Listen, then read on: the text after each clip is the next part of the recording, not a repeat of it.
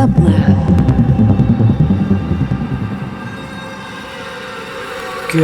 sözleri.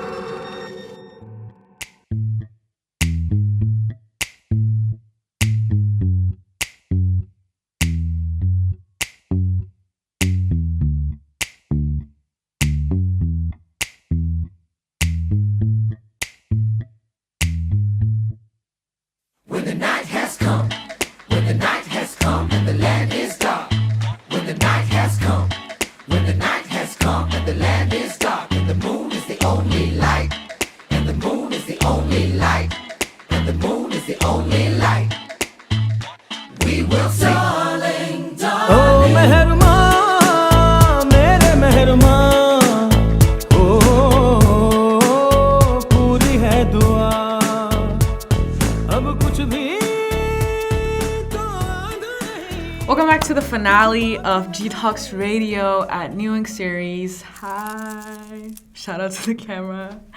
gtalks Radio at New Ink is a special series that brings together the diasporic approach of gtalks Radio and the experimental ethos of New Ink, the first museum-led incubator of art, design, and technology founded by the New Museum in 2014. Each episode is a peek into the practice of storytelling through different mediums, curating advice and visibility for communities navigating the emerging landscape of art, technology, and entrepreneurship. Between conversations, featured guests share a playlist of their most played recent tunes as a sonic backdrop to their creative process. The show is now recorded live at the New Ink office, reimagined as a vessel for dissecting the intersectionality of art, design, and technology through individual conversations. And today, for the final finale of this episode, we don't have other mics. Brought my OG mic recording tool, my good old Yeti, to bring it to the office so now truly sound like we are in an office. You know, when we're doing the sound testing aspect of things. And you might be surprised, who do I have next to me right now? So Srushti is a producer and founder of Algae, a Singapore-based company focused on solving for the distribution gap in XR by leveraging community as audience and fostering international co-productions and partnerships with newer vendors and venues. Algae also has an original content arm focused on financing, supporting, and building an ecosystem of underrepresented creators either using or interested in AI and XR tools. This is Srushti. So yeah, how's your day? How's life? What's up? It's so good. How are you? Good. I know demo just ended it, so this is kind of like an interview where we dissect deeper about our experience and overall, you know, your story and anything that's started from Algae and started from Srushti. So what is Algae? Well, you summed it up really well. It's a company focused on expanding audiences for XR and new media. But my whole mission with Algae is really to shatter what we understand to be the types of audiences that attend museums, that explore art and tech, because I just find that folks who wouldn't consider themselves to be, say, the right audience, like the cool enough audience, are often the ones who benefit the most from experimenting and experiencing these amazing artworks. And I just want to figure out a way to get works to them better and in a more sustainable way, while also helping artists create sustainable business models and revenue streams so that they can sustain their practice over the next decade, and they're not, you know, beholden to tech companies or the market or other forces that are out of their control, even grants, for example. So that's the sort of the Algaeverse idea that I have been birthing. Yes. Yeah. A lot of layers. A lot of layers. Different arms, actually. Woo! Octopus. Hey, talking about ocean. I know how you talked about the relationship between corals and algae that you really centered in your demo talk.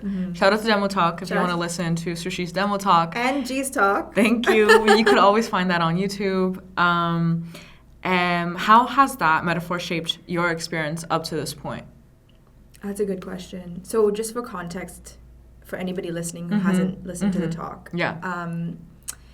Corals and algae have what is known as a symbiotic relationship, which means that the algae provide the corals with the food that they need to survive. And I'm talking about shallow water corals that are close to the surface so that they can access sunlight. Right. Deep water corals don't have that. I just don't want biologists coming after me like, hey yo. Just a clarifying. Sorry, it's really loud. But essentially, they have been in this mutualistic relationship for 200 million years. And when I started this company, I didn't really know about this aspect of algae. And the deeper I went into the metaphor and the deeper I connected with my mission of building sustainable practice, building strong communities with art and with technology, I started to see a lot of parallels. So I've been really passing out this analogy with corals and algae to get creative people, but also communities and also general public, general audiences thinking about what are these invisible structures? Because in this case, people don't know that the algae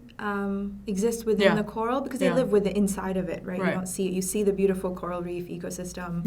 But the algae are a critical part of it, so much so actually that when ocean temperatures rise and because of climate stress and pollution and low tides, the algae leave the coral and they go off, and that is what leads to coral bleaching. So all these white corals that you see is because of the algae leaving.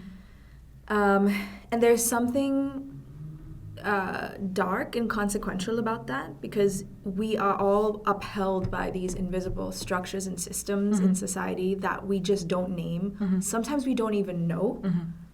And I think the act of being able to render those invisible structures visible is what will help us build the new systems for the new world order. Because where we're sitting right now as a society globally, things are not working for the most number of people. So in order to build those new systems, first we need to speak the truth to power. And that's what my demo talk was about. That is what I hope people got out of it. And check it out. But this is the gist. Does that cover it? It does. It does. Okay. And I think, we talked about ecosystem. We talked about, like you said, what is invisible, what is visible. To you, or I guess representing algae, well, you're the founder. Diving into this ecosystem, navigating both visible and this murkiness that you talked about. What are the invisible layers that you're seeing, or we are starting to see in the creative spaces, that are more so, I don't know, I guess when we talk about the murkiness of it all, can you pinpoint these murkiness rather than because I know invisibility of these layers are different from people, because what fuels my, coral is different from what fuels your coral. What is my algae and what is your algae is very different at times. But I think, could you pinpoint some that you see in the creative space or creative tech spaces of these murkiness that you noticed that actually fuels the coral? Yeah, I'll give you two examples. Yeah. One is the mega tech companies that build these technologies, say virtual reality and the headsets, right? You have maybe 5 players, majority market shares dominated by Meta.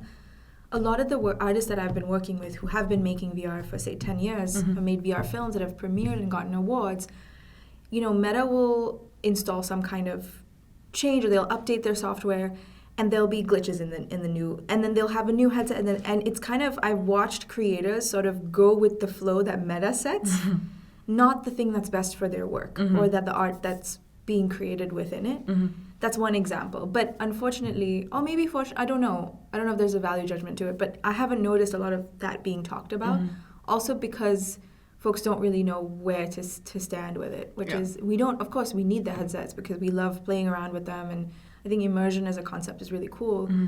But again, we're beholden to the decisions of a profit-based company, which in theory, in a healthy ecosystem, is fine. But in an unhealthy ecosystem where checks and balances are constantly changing, where corporate cycles are constantly going up and down, and we're in many different shifting corporate cycles. At one time you can say climate is great, at one time you can't say DEI, it's all beholden, and this is the stuff that we're not talking about openly. And it affects the pipeline going from, exhibition to wider distribution. Right. And that's one example. The second example is also the grant-making process, right? The fact that the XR industry in the UK, for example, or in Europe in general, is much more funded by governments, but in the US it's not. So you rely a lot on independent donors or on the corporate donorships and foundations, right? And Asia is an entirely different market. Absolutely. Africa is an entirely different ecosystem. So we need to have these conversations because without it, the idea of sustenance shifts and changes, and also international co-productions and collaborations are affected by these power dynamics. So to answer that question, I think that would be the closest example I could give. But of course, as you rightly said, it's so dependent on individual practices. And what I'm hoping to do with this analogy is really get artists, creative practitioners to examine those layers for themselves. And Absolutely. to obviously in a trusted space. Yeah. But to be able to say, like, this is what is a roadblock. Yeah. Or this worked for me 10 years ago, it's not anymore, and this art is not reaching the people or maybe creating the impact that I wanted to create. And it's also not creating revenue, it's not creating value for people that helps them live good lives, that makes their spending of their time and energy and money worthwhile. You know, and I'm tired of being jerked around by dominant players. Right. That's not fun anymore. Yeah. I'm hoping to see this renaissance of artist-led things, which is, I think, what New Ink is amazing at and is leading the way in. Then kind of talking about, I guess you expanded as well, like what is this algae that's holding communities together? Yeah. You know, and like what is it that's really special about what you see in New Ink? And like what is it, let's talk about demo.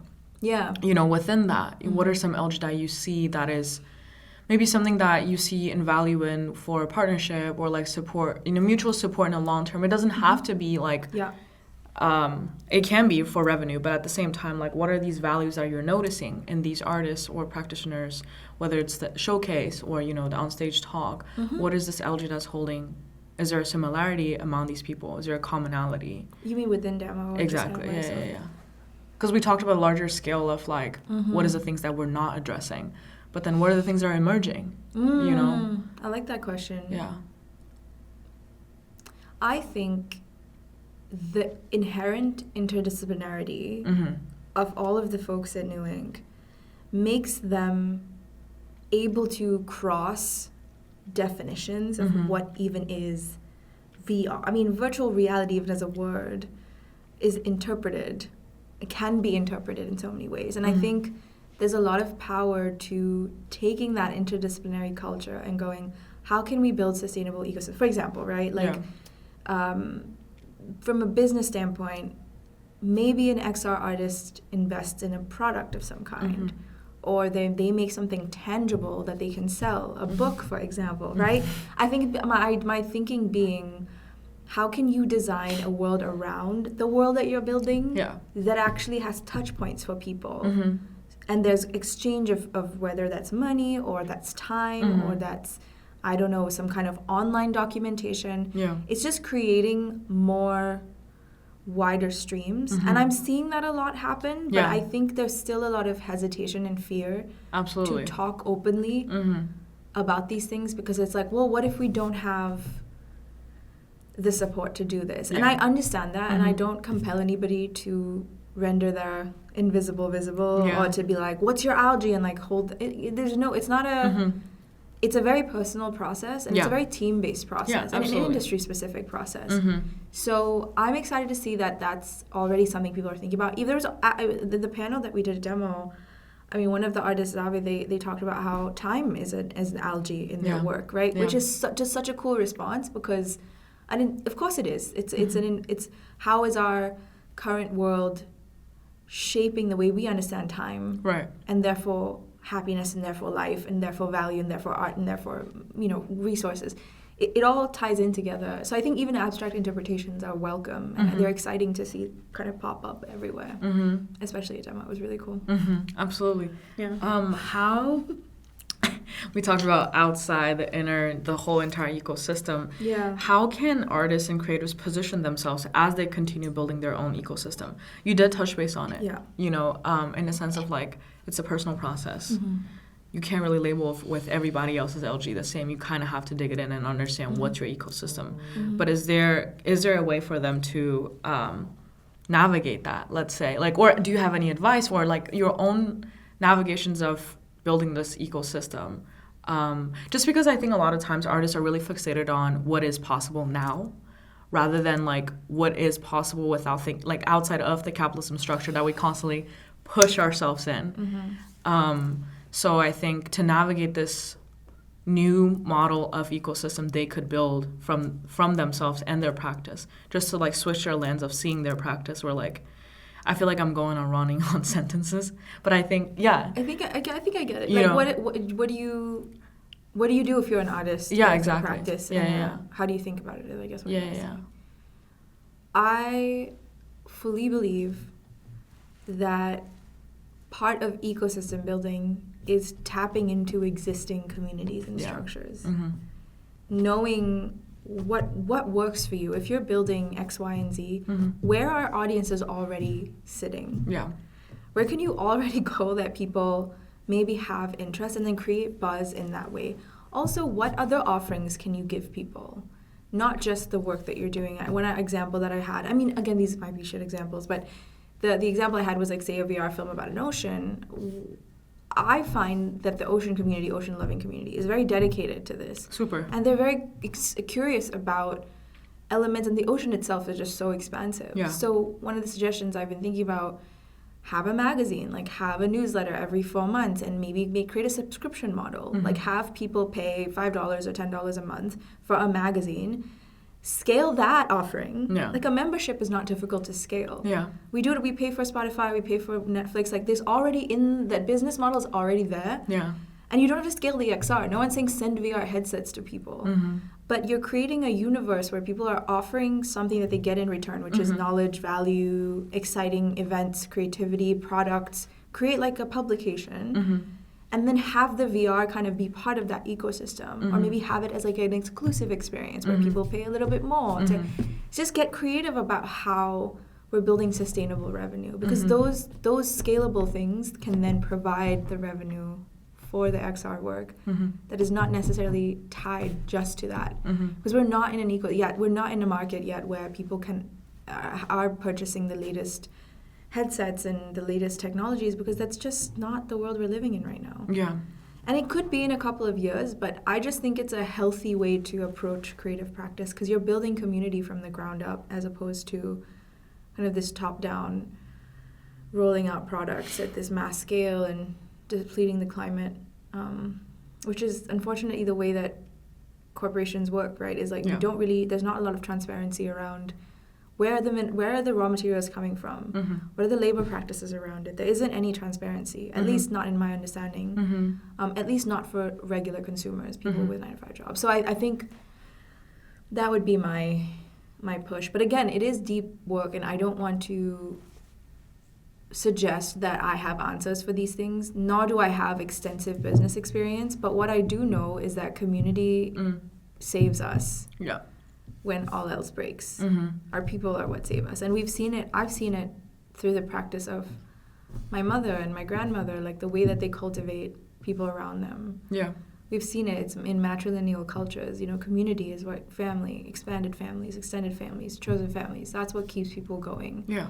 And so if there's a way you can create a world around, your brand, like almost like a mini brand, that's what I'm suggesting to artists now, to like expand out, create, because you cannot rely anymore on international trade forces or any of these existing structures. Yeah, absolutely. I think can you tell me what you hear when I say that as an artist yourself? Like, how does that resonate with you, if at all? It's building community. And I think like not directly from... I just think I never really spent too much time and truly feel like my art could profit off the mainstream. Like, you never felt that way? Yeah, I never thought that I could do that. And I think like just because of like the narrative that I'm going for, a lot of times the market depends. It really depends on how I package myself for someone to be able to like digestible, let's just say it like that. But I think now though, especially watching and like, knowing you and like talking to you, I think there are so many ways that I could build my truth through all these different communities. Right. Especially when we talk about making the invisible visible, I think to me my truth is through sharing stories and narratives and through different mediums. And I tapped into that, but I think truly unleashing that potential is what you mentioned. And truly ecosystem looks like octopus, you know? Yeah, bro. So many different ways of, but in the end, you cater to your own truth. Like, what is the center that has always motivated to do your work? That's what I took away from. Mm-hmm. And I think when you say relying on different trades and whatnot, I think as artists, sometimes at least for me, I solely see it as like a market exchange from what I could create to what someone could take. Mm-hmm. But I think from this narrative of like building so many more rather than just give and take relationship, it expands the depth of how even like fuels me, you know, how long I could go, because just by giving and taking, one day I will run out of energy to give. And when I take and this a lot of times things I take it back does not reflect the values of my work, as in like when I say take it back is more so like financially, like what money is contributed to my entire flow. But once you have different outlets, let's say community or like some sort of like even intellectual building too, that could really expand your audience, because once there's more community aware of, you can't just access art for the sake of like it is accessible. It brings a different layer of, I don't know, I think building community also brings awareness, because a lot of times people are not even aware of certain community exists. And once they know like the power of building certain, I don't know, community reaches community. Someone that might not resonate with my art understands my message, and it itself is intersectional, and then they will bring it out to another, you know, stream of community. I don't know. It is, I hear what I think what you're trying to say is kind of, because global. I truly think in that in one aspect is my ecosystem will clash with someone else's ecosystem, because there are shared values. Sure. But that's how I see a bigger community, like just from taking away from you. Like, yes, I could build my own ecosystem, but then from there's so many more that could collide, you know? That's, I think, what I've always believed is the stories that resonate are the most unexpected ones. Absolutely. Like, the films or movies or TV shows or whatever I grew up watching often had nothing to do with me. It was always different, but it offers something new. It offers a shared humanity. Yeah. And I think we have to access that and not let that get lost in the idea of communalism in a sort of protective way, but rather community as a source of strength, as a mutualism. And another thing I was thinking about when you were talking was also, you know, we, as I think artists are tasked with the job of carrying the weight of commentary in society. So I do think we're really good at saying, oh, this is an anti-capitalist film, or like this film suggests, etc., etc. Like here we're representing these people and this diversity and this, etc. But what I'm hoping will happen and what I'm hoping will push people with Algae is your process also upholding those values? Because what is the point of art? No, because what is the point of saying your work is X, Y, and Z, but you're unable to put people at like your own, pay people on time, or you're not transparent in your own expectations of what you want from an exchange, or that, you know, majority of wastage is happening in the way that resources are managed. And it's not to shame or shade or criticize any specific practice, but it's to say when we say artist-centered or artist-led, it doesn't mean everything needs to fall on the artist. Right? It doesn't mean that the gist of what I'm saying is I hope that the commentary that we're creating within really beautiful pieces of art, radical pieces of art, shifting pieces of art also reflect in the way that they're being practiced and brought out to people, and also brought within the production space. We have to talk about it, because that's why I find myself getting more frustrated is we can't call ourselves, you know, all of these wonderful titles, and there's so many, you know. Yeah. But not be about it. You have to be about it. Absolutely. You have to be about it in your day-to-day, in your kindness practices, in the way you treat people, in, just, I haven't seen that, in your openness and your ability to listen. It can't be me, and then also anti-capitalist, because the whole entirety of community Decenter, you have to think about other people. Yeah, absolutely. You have to think about resilience planning. You cannot think long-term if you're only thinking about yourself. You cannot plan for generations if it's only about you. I brought that up in my talk, and, you know, if you're going to think 7 generations ahead, right, which is an indigenous principle, it is putting other people first. Without putting yourself down, it's knowing that I exist because you exist. Yeah. Our humanity is tied today, if there's something happening in the world, that is a shared humanity. Yeah. If there's suffering, that is a shared suffering. If there's joy, there's shared joy. You cannot have one without the other. And I'm very sick of the labels of like, you cannot call a work, it's frustrating. Be about it. Be about it. And I hope spaces like this and you know, artist practices and talking about practices opens that space up a little bit more. Without necessarily giving away, you know, you don't have to give away everything. Yeah. I think there's this idea that like democracy means sharing everything all the time at all places. Sometimes it's actually very unkind to share because I don't want to hear it. Absolutely, and it's really violent. It can be violent too, and it can be extractive. There's a lot of layers to it, but I just hope a bit more honesty is written into the culture of art and technology. And I hope we can use technology as a tool to do that within creative spaces. Does that make sense? Absolutely. I'm trying to like see how to continue this, to add on to this conversation. We talked about technology and redistribution and this way of like caring for community. Inspired by this codependent nature of Algae and Coral, circling it back to what we were talking about in the very beginning, how should we, or how can we, you know, how can things like wealth, tools, and knowledge be redistributed? Well, like more so because we talked about not even a concept, but an ideology, a practice that we share with caring for community. But once we project those things on, you know, knowledge and like tools and wealth, like especially with XR, how do you like how do you see these things could be redistributed through this like structure of Algae? So I'll start with, I mean, Algae is a governing principle. Yeah, of course. XR is an umbrella for many technologies.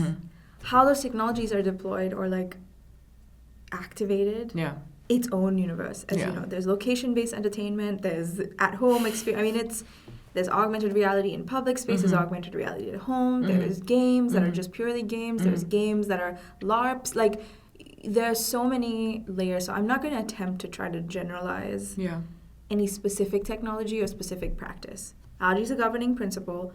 Talking about art and technology, all of the many, many things within it. As we know, people can go check out the New Ink website. There's amazing documentation of what that means. Here's what I think we need to do. Attention is a commodity right now. And it has been commodified. And I don't blame people for that. I blame the systems that we're in. I blame greed. If you would, and not blame, but just holding greed accountable is kind of the thing that's kept us from paying attention beyond the noise. I think technological intervention or creative intervention with interesting technology tools can create experiences of awe and value that shake people from their regular day-to-day, right? Because it's offering something new. Not to say that awe and technology are mutually, it's a complicated conversation because awe, there's a book by Dr. Keltner on awe that I read. It's a study about what awe is, and he actually talks about this. Like, VR is not awe. Awe is a thing awe is a misunderstood emotion because it happens in the strangest of places, the most unexpected of places. Awe happens when you're crying. Awe happens when you're looking at the sun, you know, set over a horizon. Like, there are these, you cannot manipulate awe. The beauty of awe is that it exists and it's a moment and it transpires and then you feel something. I was going somewhere with this. So my point is, like, with this world of kind of constant doom scrolling and just kind of numbness, I do think XR and creative technology can be a very interesting intervention in that moment for general consciousness. And through that, we can open up portals for conversations on redistribution. Because saying to somebody on the street, like, let's talk about wealth redistribution, they're like, what? But you give them something that makes them feel something from medium and message. That's powerful. Absolutely. That's a lot of power. And that power should be, I think, understood a little deeper than just, I'm going to give people cool experiences. It's not just cool experiences. It's deep experiences. It's meaningful shifts in human consciousness. It's like raising people's awareness of what we live in, the worlds and the times that we live in. Not just from a, journalistic perspective, or from a speculative perspective, giving people the ability to imagine different futures, to interact with one another differently. which is again where like audience interactions make a huge difference in the way that we create. So all to say, when I say things like wealth distribution, tools redistribution, what I'm talking about really is a new way forward. Using XR as a portal, using technology and the ability to capture people's attention as a portal into a new world order. That's my biggest thing. Is that making sense? Absolutely. Yeah. I think it's more so just like what we talked about before prior to that, start to applying to like small, not even small, streams of distributions that you have mentioned, you know, so far with Algae and what really shapes your thought on seeing how the industry could go for artists and for different communities. Just to putting even being more specific about what are we talking about rather than, you know what I mean? What do you mean? As in like, I think sometimes again, I think I bring this to a lot of conversation is like critical thinking is not as accessible. Just for me, for a lot of different folks that we care about, just because like not many educations are centered in critical thinking, and I think what we're capable of thinking and like understanding what can be redistributed and what is our truth to a certain extent, like at least for me, stems from that.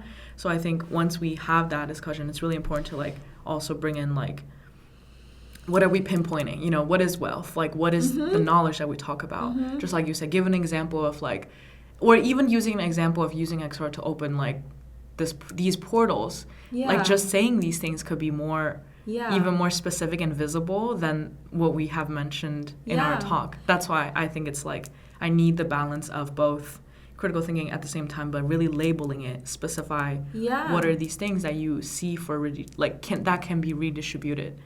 If that makes sense.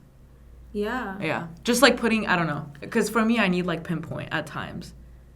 You need specifics. Yeah, I need specific, like how, okay, cool, like redistribution, but then how can I do that? You know, like, or how should I do that? For me, like, what is redistribution to me? You know, maybe it's wealth, maybe it's knowledge, maybe it's like something else, media representation or something like that.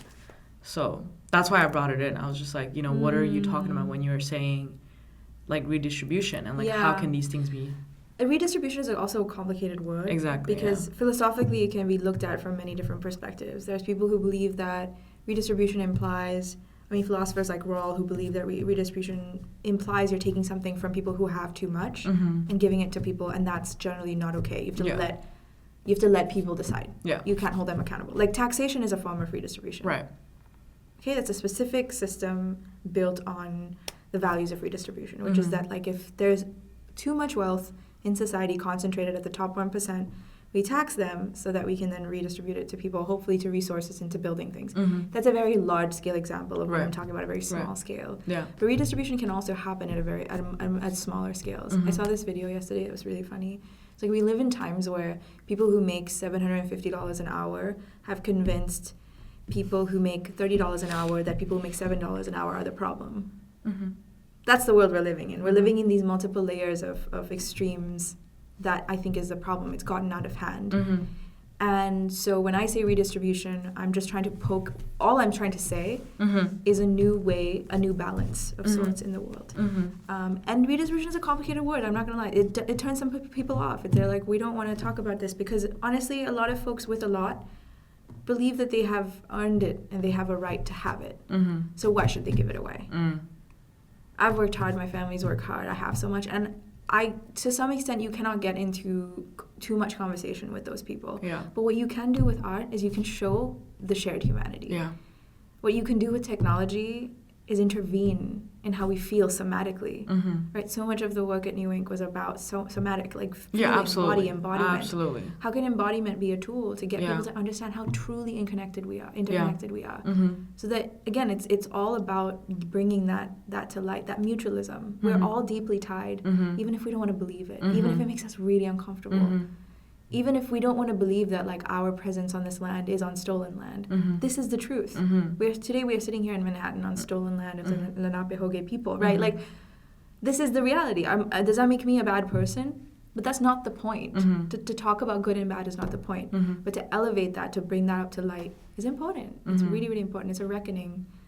And And I'm not, I think one thing I should clarify is like, I'm not here to tell people what to do.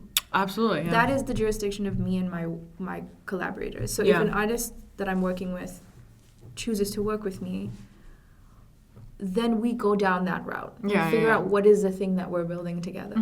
And that's what I'm in the process of doing right now. The reason I wanted to share this knowledge publicly, or maybe share this analogy publicly, because I do want more and more folks to start thinking about how their art can elevate people in that way. So when we say things like community, communalism, when we say things like, I don't know, interconnection, I mean, after a point, semantics are important, but the point is to understand that shared humanity, to understand shared violence, to understand history and timelines and time in better ways than we do. Is that helpful? Yeah, absolutely. In more specifics of what I'm talking about? Yeah. I might not use the word redistribution moving forward either, because it might, redistribution also to some extent implies that we're already in a system that works. Yeah. And if we need a new world order altogether, then there's no point. Then it's just building a new world. Right? Exactly. There's no need. And that's, again, the criticism of philanthropy. Yeah. Because philanthropy assumes we're in the it's all good. Like, if rich people just gave poor people their money, we're good. Yeah. And it's not like that, because the system is so designed to keep people in these class-based infrastructures that, and globally, it's a global ecosystem with a lot of nuances.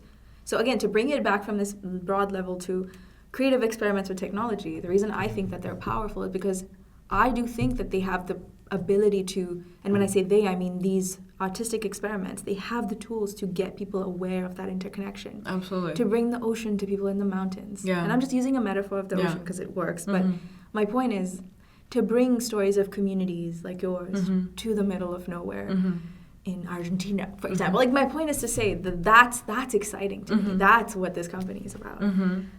But it has to be done carefully, it has to be done mindfully, and it has to be done with an awareness of the histories that we live in.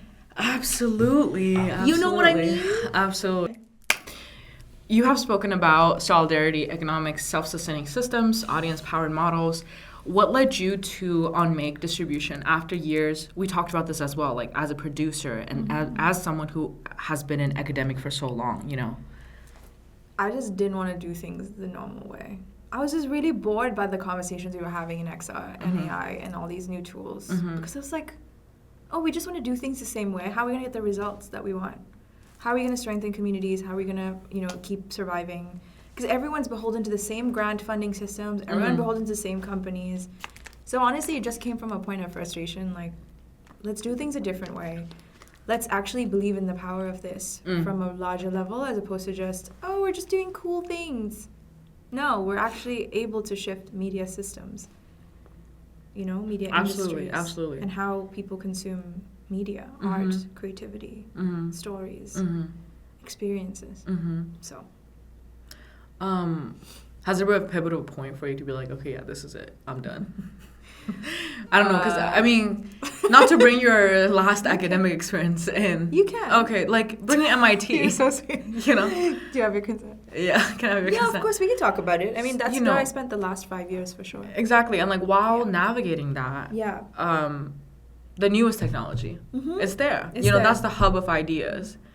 Or so-called. So-called. With the given resources, let's just say that. In some ways, it is. Yeah. In some ways, that because it's such a big brand, it does attract some types of conversations that, quite frankly, would not happen in other spaces. Absolutely. And I was privileged enough to be privy to those conversations. Yeah. And navigating those experiences, at one point you were frustrated, but then did that experience being in this space of, like, always having access to these things, like, kind of provide you the push?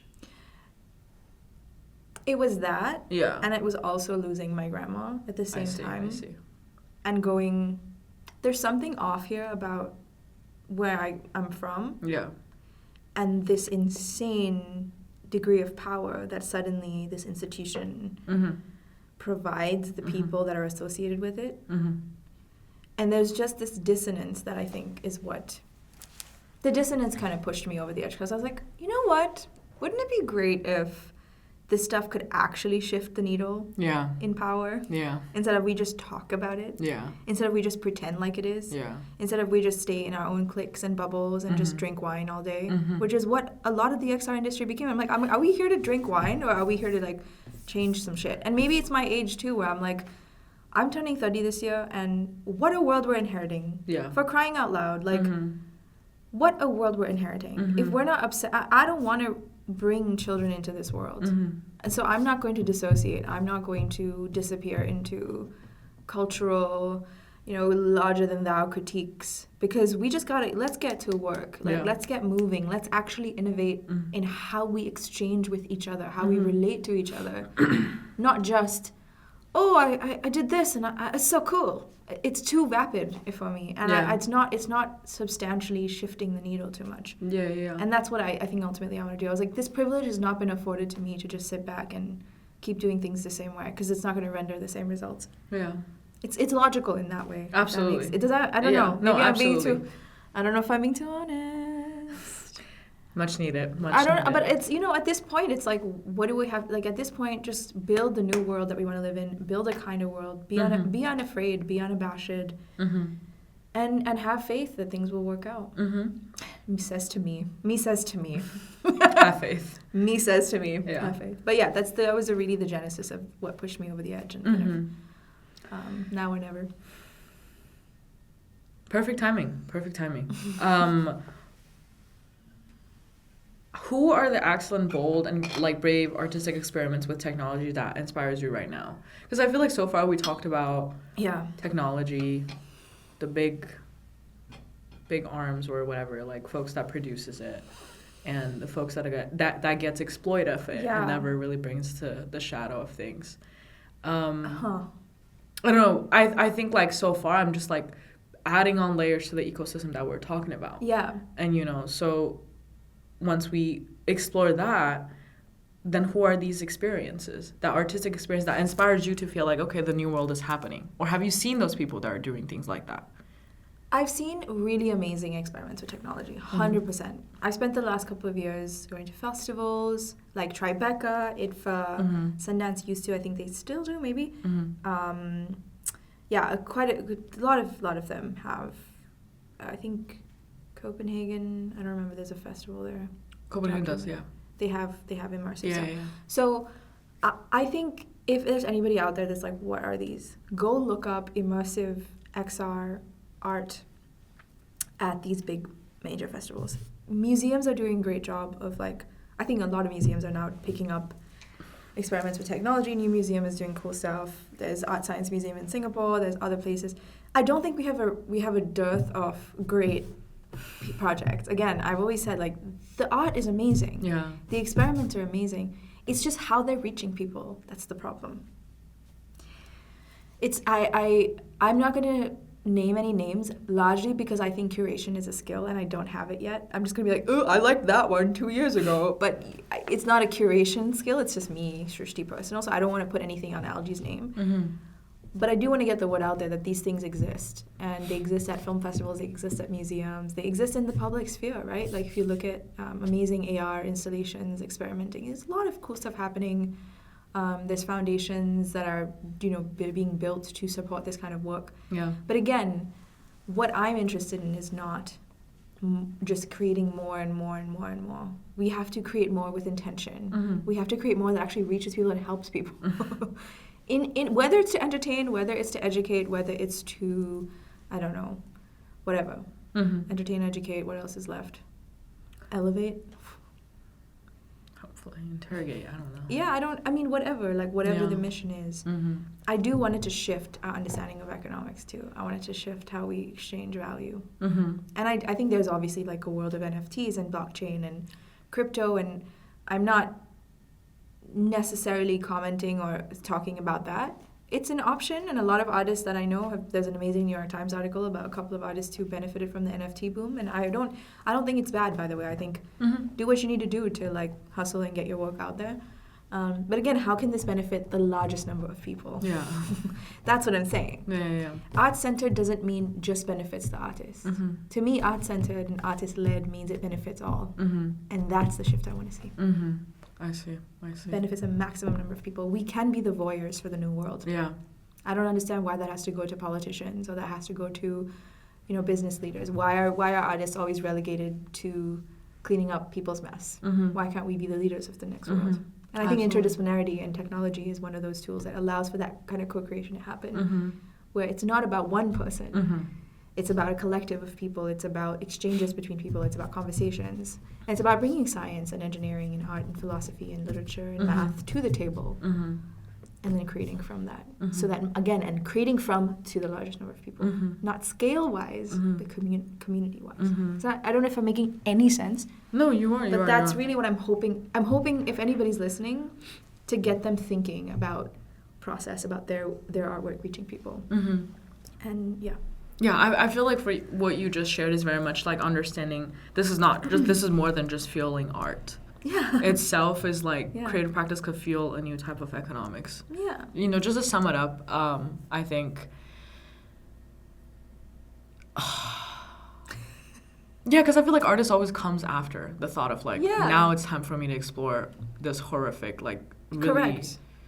Like suffering, like anything that happened in the world. Let me Correct. express it. But like the anger has always been there. If you were part of the community, it was never just a one-time thing that sustained your doom culture or whatever. Make you numb to these explicit contents that's constantly accessible through your device. And which is really interesting because I think like not even interesting. I just think like museum spaces, a lot of spaces hold experiences that are so euphoric, even though they are an extension of our reality already, but they make it an XR experience, if that makes sense. Yeah. Because I think like You think like right now museum spaces hold that?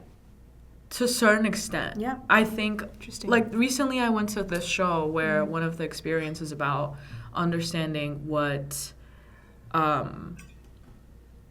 this notion of psychotherapy is like.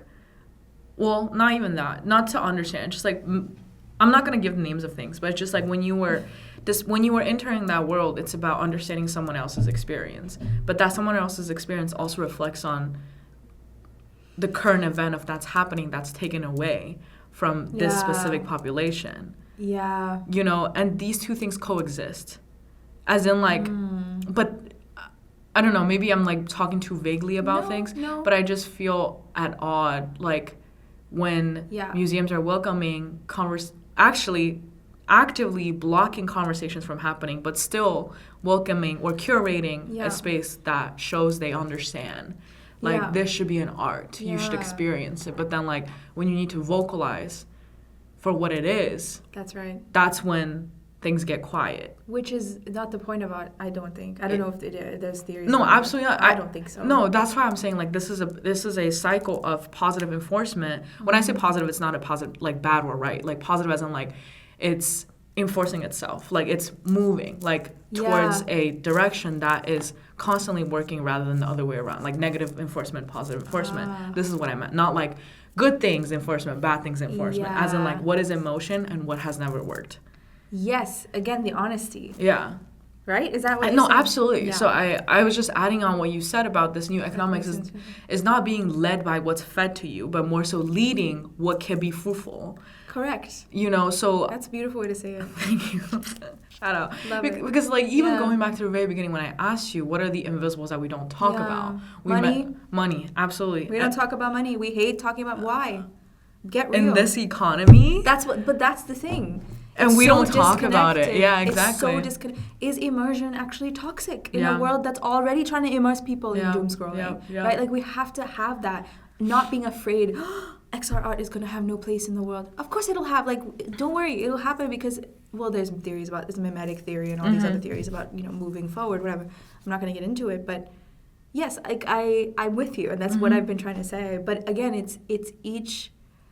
Because there are some spaces where money is talked about, but then it's not talked about authentically and honestly. And that's also its own... Yeah, so I hear you. It's kind of just like guiding you. Okay, this is the newest thing. Follow me. This is what happened. You think that's what's happening right now? Well, yeah. It's kind of like, can you meet these requiremements? Yeah. And then I'll collect your art.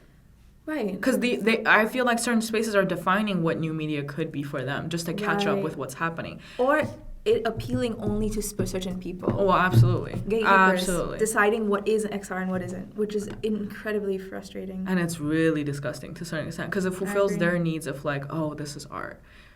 Sorry, I interrupted you though. No, you didn't. Did I say something? No. Okay. I think you filled it out. I added it, okay. Yeah. I think it's just like, when is art from diaspora community could stop being a trauma porn? And I think XR, and like you said, like so many medias, I think media or mediums that we are exploring is always like navigating that. Like you said, the concept never changed. It's just this tool, you know? Tool. And that was one of the reasons why I shifted from media studies to like design and tech. Because I wanted to see, can I apply to this to a medium that is directly, to me, deliberately stem from media? Explain that. What do you mean? As in like tech itself, like technology or like, let's say art and code or anything like that. A tool that, for me, it's a way of extending what media is, that is just like that is just social media or like mass media report journalism, but extend itself to like art and code, like live coding, or like even with like installations, like anything that is I think I blinked, but just like technology heavy. That is just like a toolkit that you can't easily have access, because I think critical thinking skills, like, it's not that it's easy, but it's like once you understand what it is, it's really hard to get rid of how you see the world. But I feel like when people put a layer of like, but can you code though? Like they forget that with coding comes with power of, babes, you actually have to carry on the critical thinking too. Like, because you know what I'm saying? I think new technologies are being introduced to build this block of like, now you can't access it that easily. Right. Because mass media, or like, granted, it's still really relevant and it's like really important to talk about. But I think just from what I see in the creative technology world, it's that people forget creativeness and media stems like deeply rooted in how If I may. Yeah. What I'm hearing is that when we say experimentation, it's not just playing with technology. Oh, absolutely not. Mindlessly. Yeah. It's actually experimenting with human consciousness and our society, and like, it's not just, because what you're saying is similar, I think, to what I said about. Yeah. It's not just about fueling art. It is about fueling economics. It's about fueling consciousness, community resources, tools. Again, it's what can it do that's more than just living within the space of, here's a piece, and it lives, and the end. Or the way that we name experimentation. Like, here's my question, I guess. If you are an artist, or you're not even call yourself an artist, but you're just playing around you're building a game in Roblox, are you an artist? Is that XR? Is that experimenting with technology? And I think that's where I have to get, like, is XR just, or is art and code, or all these things, are they just engagements with technology, or are they critical engagements with technology? Are they pushing the needle in a way that goes beyond the technology? It needs to be. And it should be. Well, that's the question at hand, right? And I think that's where both of us have found frustrations, because we also, I think, being of diasporas and being of in-betweenness, that extended reality has always existed. Absolutely. Change. Change all the time. Different cultures, different languages, different realities, different contexts. Like, this notion of putting yourself in contextual spaces has always been a reality for you and me, knowing your story and knowing mine. Yeah. So the technology is just an extension of that, right? But when does it go too far? When is it less? When is it too much? And I will shout out a paper that I read in grad school by Lisa Nakamura. If anyone's listening and they are nerdy like me and love a good JSTOR, look up her work. She wrote a paper about essentially critiquing this notion that VR is the empathy machine. She was like, why does it require basically being embodied in somebody's to have empathy? I have empathy for you because you're a human being. Yeah. I don't need to know even everything that you've been through. I don't need you to regurgitate your trauma for me to care about you. And I think that's what we need to get out of. And I think, to a large extent, being in the U.S. around these times of liberal arts and the way that we were kind of trained to think is empathy has to mean have to feel what you're feeling. Mm-hmm. I really don't. But if I see you're struggling, I don't need you to tell me again and again how much you've struggled for me to say, hey, that's actually wrong. Like, what you've been through sucks. I'm so sorry. And let's keep it moving. And let's find ways to center you without you needing to center your trauma to make me feel good. Or to make me feel, empathy is a given. It has to be baseline.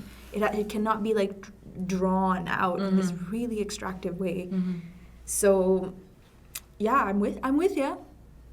And I think that's hopefully what I'm trying to argue with. And I think I'm just using economics and money as a tool because I do think it has power right now.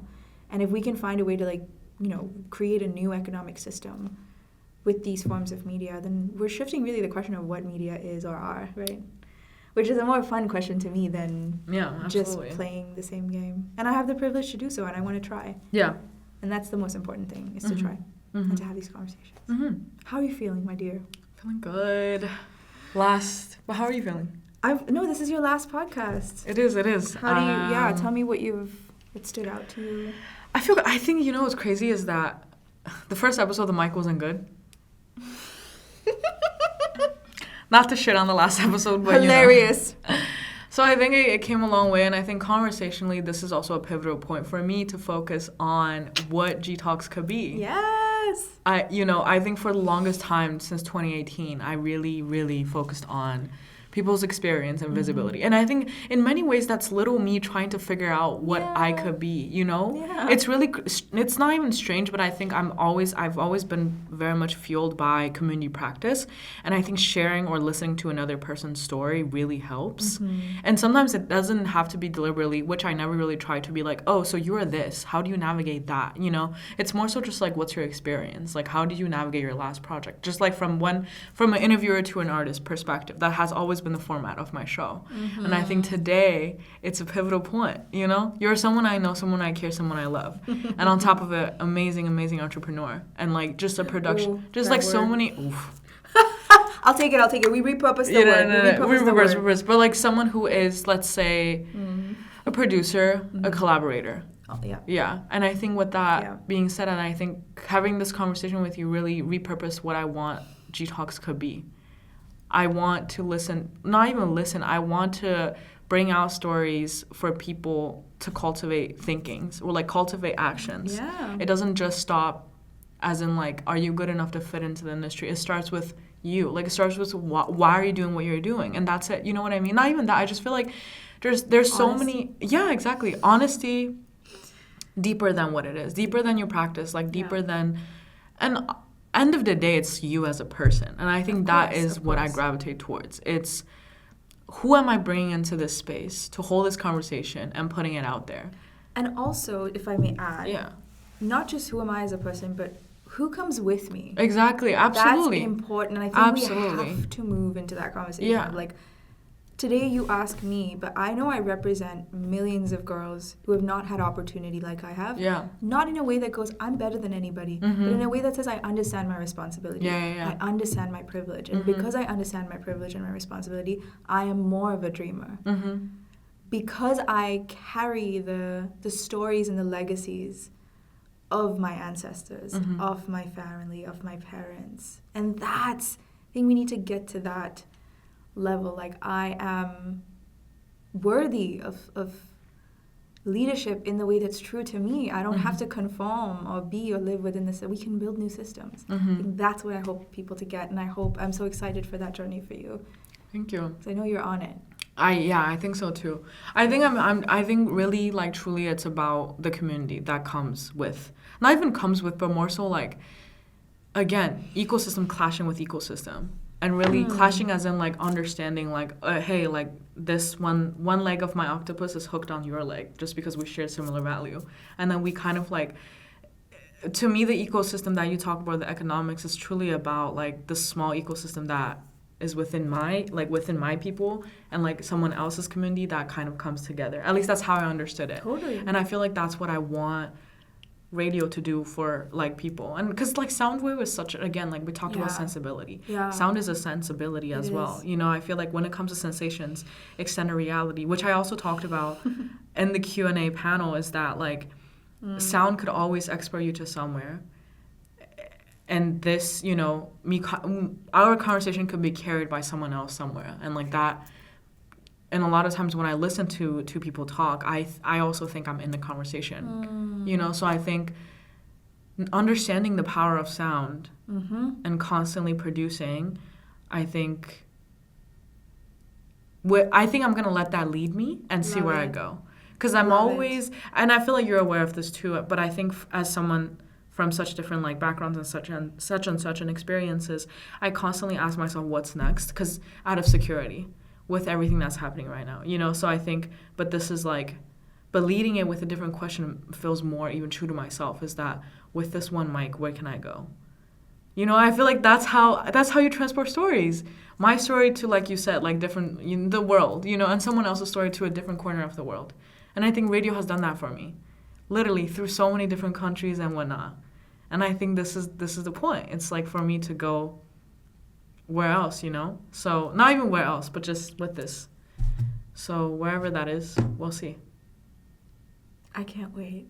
Me too. And I think sound is going to be a very powerful tool. So absolutely. I'm very excited. And how do you want to wrap this up?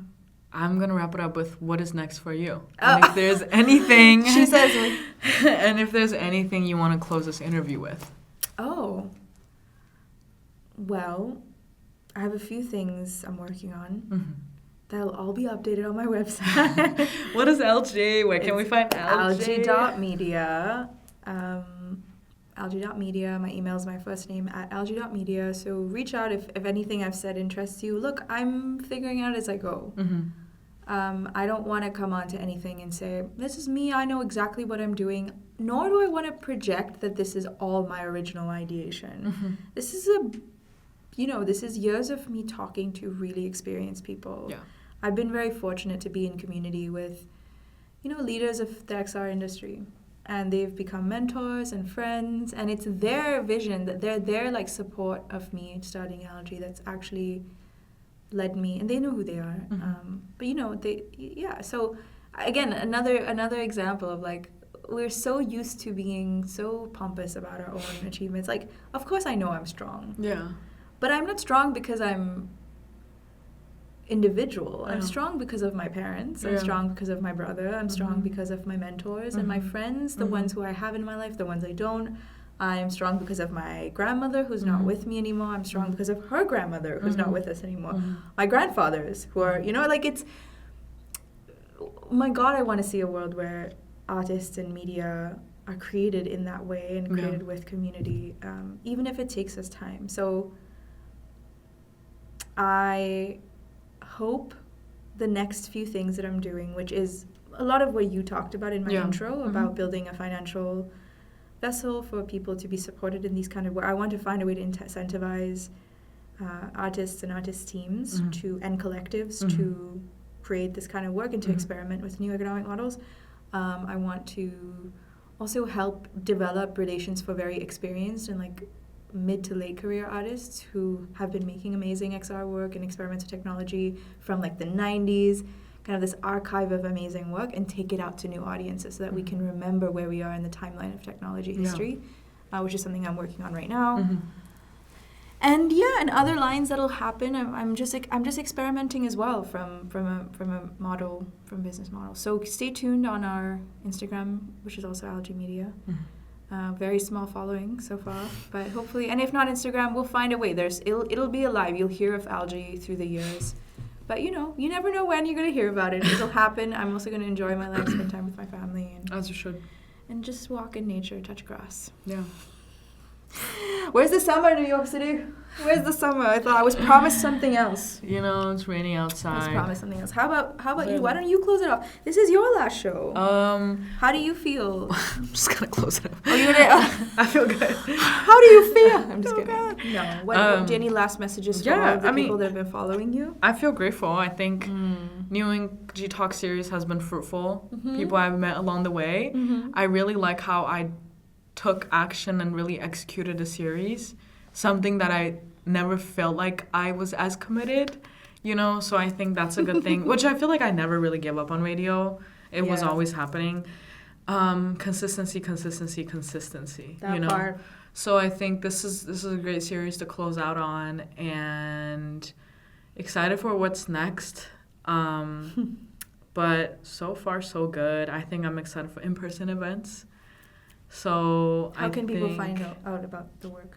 gtalks radio, but talks online is happening. That's happening. So you know, if you're in New York this summer, you'll definitely hear about it somewhere, somehow. But thank you so much for all the supports for this series, especially folks that have been super supportive through New Ink. Shout out to the crew, people that made it happen for me with the equipments. But that's it. Thank you so much for tuning in. This is Gulnial and Srushti. Talk to you soon. That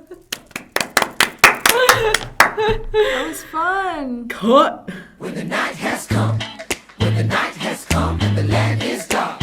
When the night has come, when the night has come and the land is dark. And the moon is the only light. And the moon is the only light. And the moon is the only light.